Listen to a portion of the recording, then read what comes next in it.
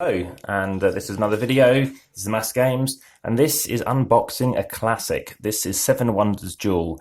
Since this game came out, it's been consistently amongst the sort of top 7 games played any particular month, which is pretty considerable for a game that's been out, quite a few years now, and goes alongside its companion piece, Seven Wonders, which the video I have already reviewed and recorded, and is available. If you haven't subscribed already, you'll see that. And of course, by subscribing to this video, you'll be able to be notified of all the new uploads coming out, alongside this and other videos from recording even today. Now, this comes with a promo. It's the Meta card, which just allows you to do something different. And if you've seen and played Seven Wonders, there are some additional things you can do. Big difference between this and Seven Wonders is it's a 2-player game, and the reason why that's important is whilst you can play the original 2-player, it was never meant to really be played 2-player. I've never played it 2-player, in fact. So it did win a kind of Golden Geek thing amongst other awards, as did the original game. That won a plethora of awards. It's by Repos, it takes about half an hour, and it's got very familiar themes that you recognise, and it's obviously got lots of nominations too. Good old Bruno, yep, he's made this game again. He kind of kept ownership on what he wanted to do and kept that theme.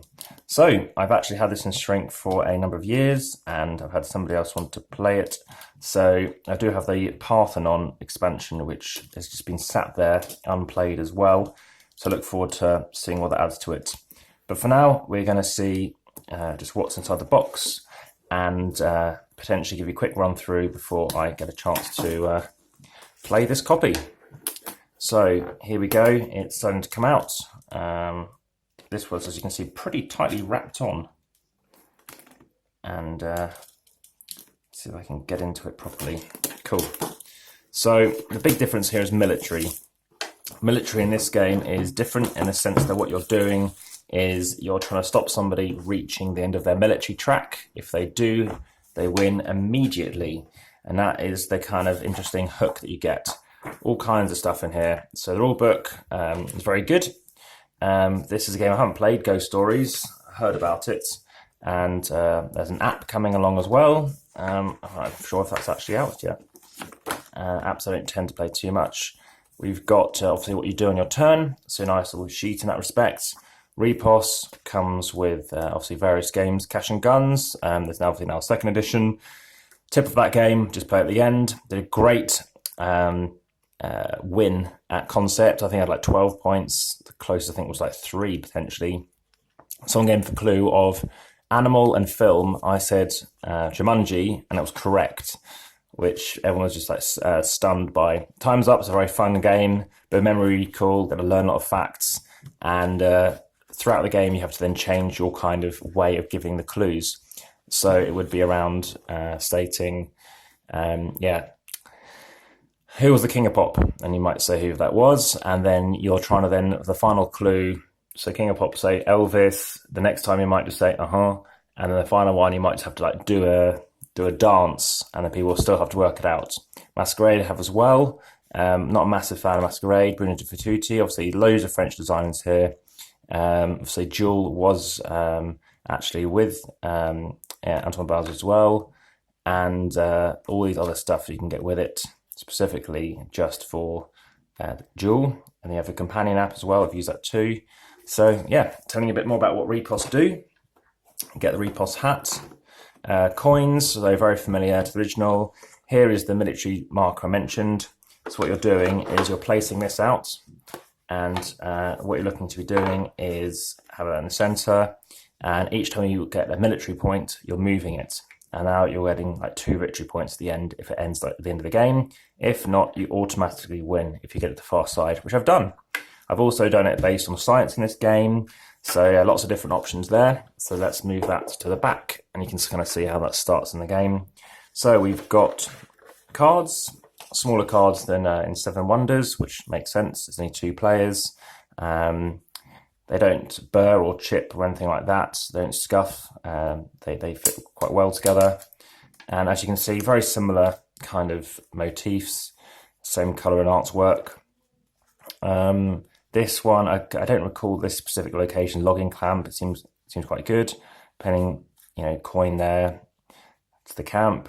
Then we've got obviously the press, these symbols, which basically say you've already got that, now you can add one to it, which is similar to the multiplier effects that you can get on Seven Wonders. So yeah, lots of symbols that say if you have this, you can get another one down. I'll do a full run through later, just kind of showing you how the cards look. See, 3 of that, it's moving 3 positions, which is very strong. And the layout is quite interesting as well. So you can see up here, the way they lay the cards out, it doesn't take that long. It's just you lay out 6, and the whole point is if you're laying out 2, you can't then reveal that one until those 2 have gone. So it's handy because depending on the layout, you can deliberately mean somebody can't pick up a certain card by making sure that if you want to reveal this card, you can leave it so then you have this card, which they might not want because they can see what it is, and that card there. Over here, we've got the scorepad. So no pencil comes with it, but that's fine. Obviously, lots of things you can do. Obviously, it's just 2-player, and there's room for the date, and you can see obviously how things get on.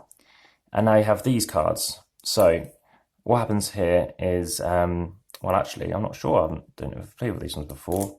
It's a very interesting little sticky thing here they've got going on. But I think this is your starting thing that you can use. So there's different things here. I think it gives you different abilities. I think you get them at maybe the end of the age. I think it's at the very top, but I'll come on to that. But as you can see, you construct a building on your turn. You can discard one of the cards. So one of the cards visible to you might not want. And instead you can get cash instead. You get 2 coins plus 1 for each yellow card in their city. So you've got loads of yellow. That could be a good generator.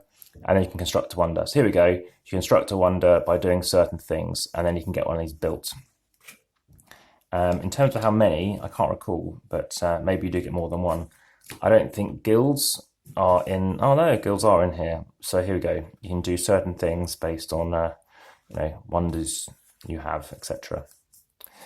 So a quick run through of most of the stuff that is in a game of Seven Wonders Duel. Finally opened it after I think a year and a half or something like this. I'm never certain which way I should punch these out. Should they go out that way or should they pop out the other side?